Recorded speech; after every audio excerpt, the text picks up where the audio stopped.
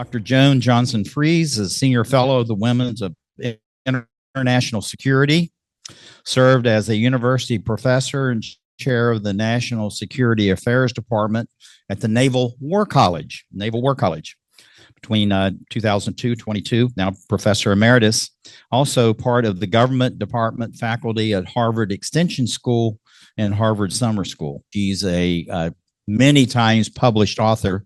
And Joan, we're glad to have you here today. It's a pleasure to be here. I never turned down an invitation from a Rotary group. My father-in-law was a Rotarian, so I feel a kinship with you. Talking about women, peace, and security, I've given this talk in many different places all over the world, Jordan, Ethiopia, Brazil, here in the United States, everywhere from Toledo to Reading and around the world. And I always start off with the same question, regardless of if it's a government group at the Pentagon or if it's a Rotarian group. How many people in this room feel they have a working knowledge of the Women, Peace, and Security framework? I'd be disappointed if there are two sitting right over there. Okay, 1, 2, 3, 4. Don't feel bad. The rest of you don't feel bad because, again, regardless if it's 40 people or 400 people at the Pentagon, it is never more than 10% of the room. That even though this framework or agenda is approaching 25 years, began as United Nations Security Council Resolution 1325. So it's been around for a long time, but we don't hear about all these security resolutions, so maybe not. Well, here in the United States, we have a Women, Peace, and Security Act that was passed in 2017, mandating implementation. We are the only country in the world to have such a legislative mandate, yet very few people know what it is and know much about it. I had an opportunity not too long ago. I was sitting next to a member of Congress, and I turned to this person and said, so how do you think implementation of the Women, Peace, and Security Act is going? Of course, it was a little kind of deer in the headlights look. And he said, can you remind me what that is again? So it's not you, and it's not me. I am, as Dr. Sam told you, I spent most of my career teaching in professional military education institutions while simultaneously teaching in public institutions. And about 2014, I was asked by a colleague if I wanted to attend a Women, Peace, and Security conference. And I very arrogantly thought, I'm a woman. I teach security affairs. What could that offer to me? And I declined. The following year, she very courteously asked me again, and I felt out of a sense of professional courtesy, I should go. And it changed my career path. I had a very successful career teaching and in space security, of all things. Testified before Congress, wrote several books in the field. But I went to this conference, and what I found was it connected the dots of my professional and personal life in so many ways. And that's what my students tell me now. It connects the dots for them. So I said the title of my talk is What It Is and What It Isn't. Well, let's think about it. The title again is Women, Peace, and Security. First off, it is not just about women. It is about men, women, boys, and girls. It is not a DEI program. And believe me, when I talk to especially military audiences, there is a large misunderstanding that it is a DEI program. There are elements of diversity, equity, and inclusion in it, but that's not what it is. DEI is handled by human resources. Women, Peace, and Security is part of operations. And it is not a social justice or gender studies program. Women, Peace, and Security is a security-focused program, an analytic tool and a framework that links together gender equality and national stability. Now, how do I convince a skeptical audience of that? I have a cheat sheet with my statistics.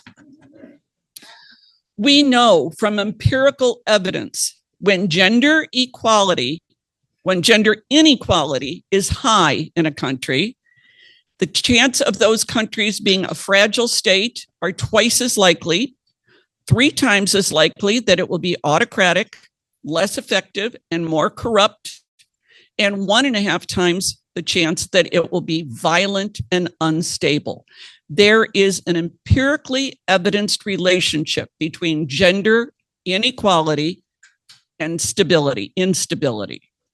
What the framework does is recognizes this through pillars. Every government and every organizational program has to have pillars. So there are 4 pillars: participation, and that is saying we need to have more women involved in security decision-making. Protection. In many countries, women can't participate because they can't come out of the house. Prevention. We know that women, peace, and security is an analytic tool. We knew, for example, in Afghanistan, that when bride prices went up, Taliban recruiting went up because men were looking for ways to pay for brides. And last, relief and recovery. Relief and recovery occurs when there's been a crisis, when you're rebuilding, but you don't need to rebuild in ways that fosters this gender inequality that leads to instability, corruption, et cetera. You can build better. You can build away from those things. When the Women, Peace, and Security was passed, the act was passed in the United States, 4 agencies were tasked with implementation: Department of Defense, Department of State, USAID, and Homeland Security. So from that, you can tell it is a security-focused program. Again, we're now more than 5 years in, and I can say it is starting. It is in the very nascent stages of catching on within those organizations. Because again, there's a certain amount of resistance, a certain amount of misunderstanding. I refer to it as, have you ever heard the expression blind fish? Blind fish. 2 fish are in a goldfish bowl. One fish says to the other fish, "How do you like the water?" And the other fish says, "What's water?"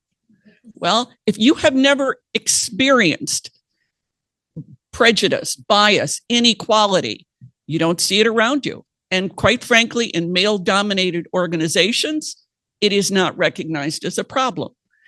It is not recognized as part of security. Again, there are a lot of misunderstandings about what it is and what it isn't. Many countries of the world, 109 to date, if I haven't got that wrong, have implemented national action plans. I ask the UN people here who know better than I, because it's constantly growing. Mexico is recently one of the national action plans. Unfortunately, however, not all countries that have national action plans are backing them with budgets, are backing them with real activities. There is a huge gap between rhetoric and action still. I know every day there is an opportunity every year, there's an opportunity at the United Nations for countries to get up and express their support for women, peace, and security. Many of them do. Far less of them have any program or budget backing. And I say budget. There is very often a feeling that you can tell by someone's budget, by an organizational budget, where their priority is.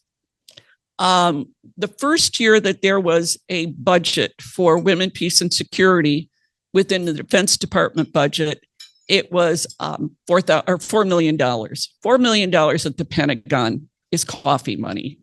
It's chump change. Military Times reported that same year that the military spends $84 million a year on Viagra and Viagra-like products. So if you want to use that simple comparison, you can see where the priorities are. So what we are working on now, what I spend my time working on, is raising awareness, because the beauty of the Women, Peace, and Security framework is once you see it, you can't unsee it. You see the connections everywhere. And nobody remembers pillars. So when I talk to groups, I basically say it is fundamentally 2 things. Inclusive diversity. Inclusive means that you're looking for women to not just have a seat at the table, but a voice at the table, a voice that is welcomed, a voice that is encouraged, because there is a recognition and an understanding that that voice is going to bring a different perspective, different information, different ways of communicating to the group that is involved in decision making. So inclusive diversity is one. And the second is what we call gendered perspectives. And gendered perspectives recognizes that policies and programs impact men, women, boys, and girls differently. And the two quick examples that I will give you, more women die in auto accidents than men. And it's not because we are worse drivers. Anybody hazard a guess why more women die than men in car accidents? Because the crash dummies that are used to set safety standards are men, and they are built to a male physique. And a 6 foot, 200-pound crash dummy is not going to, the standards for that physicality is not going to work for a 5 foot, 200-pound woman. It is only recently that we've begun to recognize that we have to look at things differently. Internationally, the Food and Agriculture Organization out of Rome has said, if we were to take the amount of food aid and distribute it differently, because food aid is usually given to landowners. And in many countries, women can't own land, but yet they are the primary agricultural workers. If we took the same amount of aid and we distributed it differently so that we could make sure it actually reached the field, we could have 150 million less hungry people in the world. So inclusive diversity and gendered perspectives is a matter of life and death, as well as being a matter of national and international security. So what I do, I left the Naval War College 2 years ago to spend all my time working on women, peace, and security. I teach a course on women, peace, and security at Harvard. I write books, and I do public speaking like this. One of the things that I have found is that implementation is very often a factor of leadership. It's if the leader believes, if the leader has had the light bulb go off, you have an inclusive environment where this framework is actively employed. But right now we're in a situation where leaders have to be re-educated constantly, especially in the military, where leadership positions switch very frequently. When I left the Naval War College, I regret to say it was the case that it was not just possible, it was probable you were going to graduate, these military officers would graduate with a degree, a master's degree in security studies, and potentially never heard of women, peace, and security. And that is not just the Naval War College. I would actually say they're quite far ahead. It is the fact within military education, but it's not military education alone. Very, very few courses on international relations or foreign affairs or government talk about the relationship between gender equality and national security. We talk about globalization, we talk about democracy, we talk about form of governments, economics. We don't talk about gender. Yet we have shown, again, empirically shown to have this relationship. So what I try to get out of these very brief talks, and I hope I'm good, is to get you interested to learn more. There's a great deal written about the subject. I'm going to be in New York next Monday talking about it for a UN group. Find out more. And if you just talk to one person about it, you will help spread the word. I'm very pleased. I have to just end by saying my students who take the course, I've had a couple that are quite interesting. I had a major, an Army major, a man who at the end of taking Women, Peace, and Security, he's an intelligence officer. And at the end of the course, I said, does anybody have any comments? And he raised his hand. He said, I have a comment. I'm angry. I said, at me? And he said, no, I'm angry that I have taken every course offered by the US government in intelligence, and nobody has ever mentioned gender to me before. And he said, consequently, I feel like the reports that I've been writing on that people in the field use are missing a lot. I'm not giving them everything I could, and we need to change that. I work with another one of my students is now on the board of directors of an organization in Uganda working with acid throwing survivors. The students publish, they call themselves the butterflies to spread the word about women, peace, and security. They're doing an amazing job in all fields because this isn't something that is just relevant to DOD, state, USAID, and Homeland Security. It's relevant to all of us because of this link between gender equality and security. I'll end by saying in the United States, there are many indexes that rank how countries are doing in gender equality. The United States usually ranks somewhere between 35 and 45, but our ranking has been slipping. There are gender equality, indicators of gender equality in the United States are slipping.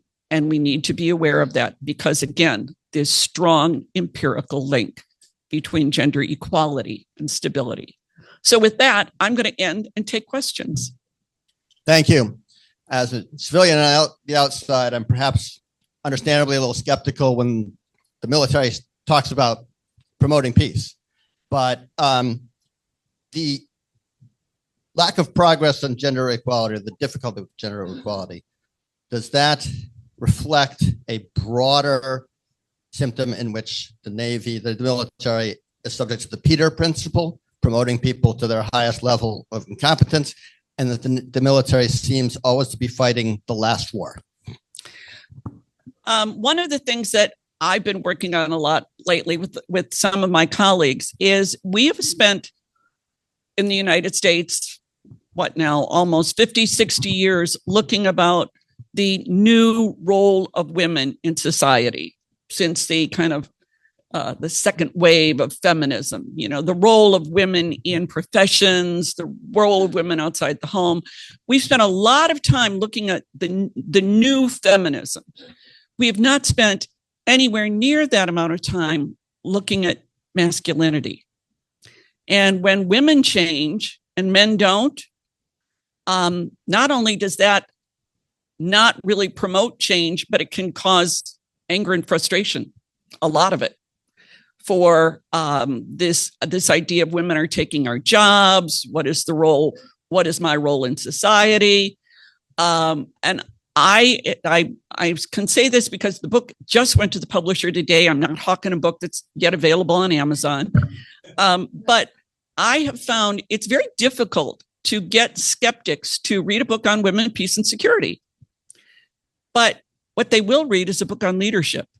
So I decided to approach it differently. I wrote a book, literally sent it to my publisher this morning, called Leadership in War and Peace, Masculine and Feminine.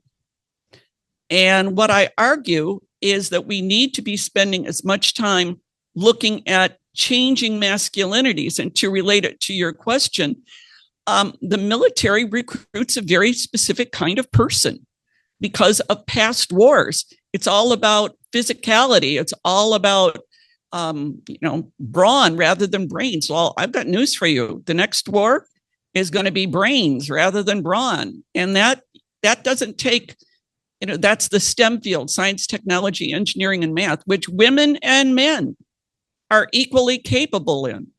We all have things to work on. Men are more confident than women. Women are more prudent than men. Men can carry more body weight than women. Women are more flexible.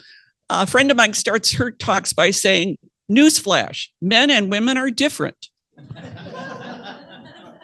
And what I think we're trying to work with the military now, the military is fully integrated. There's not a unit that isn't integrated. But there is a difference between integrated, where women are allowed in and very often told they should feel lucky for being there, and inclusiveness, where the organization realizes that these individuals are bringing something valuable. And so the organization changes to accommodate them, to accommodate people who are different. And that's where we're struggling with. That's what I think the military is struggling with, moving from integration to inclusion. And it goes, I always kind of startle a group of men when I say, all right, gentlemen, we're going to have 2 minutes of feminist theory now. And the feminist theory says basically there are different ways to define gender equality. There's one that was popular in the 1970s, which says everybody's the same. Well, we're not the same. And the second, which is the more evolved view, but people seem stuck here, is that men and women are different, but both bring value to organizations, to decision-making, to things that are being done. We know men and women communicate differently. I'd love to give the example. Women, my partner, he's an unbelievably kind, generous man. If he comes home and I'm huffing around, he'll say, Joan, are you okay? To which I might reply, I'm fine. Now, am I fine? I'm so far from fine. But what he will hear is, she's fine. She said she's fine. Men hear literally. Women hear tone. So it's getting across this idea that bringing women and diversity generally into decision-making is additive. But we've got to work on the masculinities to get that across. Thank you, Joan, for being here. Great presentation. 3 takeaways. What would you like us to know and be able to take away that we can incorporate in our own businesses, the nonprofits? So what 3 things should we really do in order to achieve the goals that you would like to set for us and the country? The takeaways, gender equality is linked to security at all levels,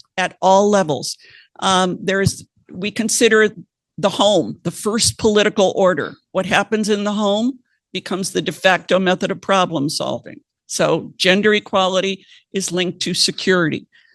Second, diversity is additive.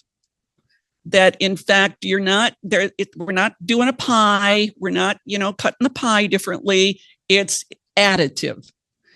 And third, that there is a difference between integration and inclusion, and that inclusion and gendered perspectives will lead to better policy making in any organization and at any level. It's wonderful to have you here. A great topic. I thought it would help if you could point out those countries that are really tops. It's usually the Scandinavian countries, of course, but and where we come up short. What are the parameters where we really fall short and need to address? As you said, not surprisingly, the countries that come out on top are the Scandinavian countries. Where we have fallen short in the past is in terms of women's political participation. Interestingly enough, in 2004 in Afghanistan, the United States insisted that women make up 25% of their parliament. But we didn't even have that amount in the United States at the time. So we're gaining in that field, but it has been primarily in political participation and I have to say it, reproductive rights, where we're continuing to decline. Pardon me? Reproductive rights, because it is reproductive rights. The data on that is strongly linked.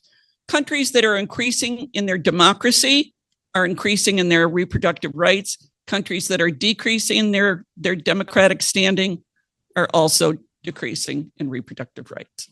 In 1987, I was asked by a lady by the name of Linda Smith. She was the daughter of Joan Kroc, the widow of Ray Kroc and McDonald's. Linda created Mothers Embracing Nuclear Disarmament. I was the only male member asked to serve on that board. That was 1987. That was 37 years ago. I only hope in this country and in this world that more men are included in women organizations, because as you have Absolutely. stated, it's necessary. It may have the title women's organization, but we men are also equally important to that more than ever. If I could add to that, men, when you're asked, do it. It's very hard for women to get men to join organizations that might not have a title that sounds masculine enough. So if you're asked to join, join. First off, thank you for what you're doing. It's very important. And I have a question specifically because I attended a course a long time ago at the Army War College. I was the only female in that class. In fact, I was the only female in the entire system at that time. A lot of questions were asked of me why I was there, but it was because of what I was doing, etc. Have the other war colleges implemented what you're doing, the U.S. Army and the Air War? Because of the kinds of, with the curriculum, have they implemented? Well, here's any the of this? problem. At every war college, at every PME institution, there's now a Women, Peace, and Security chair or a Women, Peace, and Security program, which is great. There's a woman at the Naval War College, retired Marine Lieutenant Colonel, who teaches an elective on Women, Peace, and Security. 8 people took it out of 500 students. Or there might be a one-day conference. A one and done doesn't do it. It has to be integrated into the curriculum. But here's the problem. When I would jump on desks and to get it integrated, and I would get a very flippant, well, Joan, what do you want us to take out? China? And all that tells me is that they don't understand it. It's not a standalone. It's integrated throughout. So it's convincing those individuals who are in charge of curriculum. But the problem is you can't implement what you don't know about. And when 90% of the administrators don't know anything about the program, they're not going to advocate for including it. So there is movement forward, not nearly as much as I would like to see. And I'm still jumping on desks. So thank you so much. Our club has a tradition of planting a tree in the honor of our speakers. And planting a tree in the honor of our speakers. And a tree will be planted in your name in gratitude for your presentation today. There will be GPS coordinates that you'll receive, and you'll be able to go visit your tree whenever you like. much better than a coffee cup.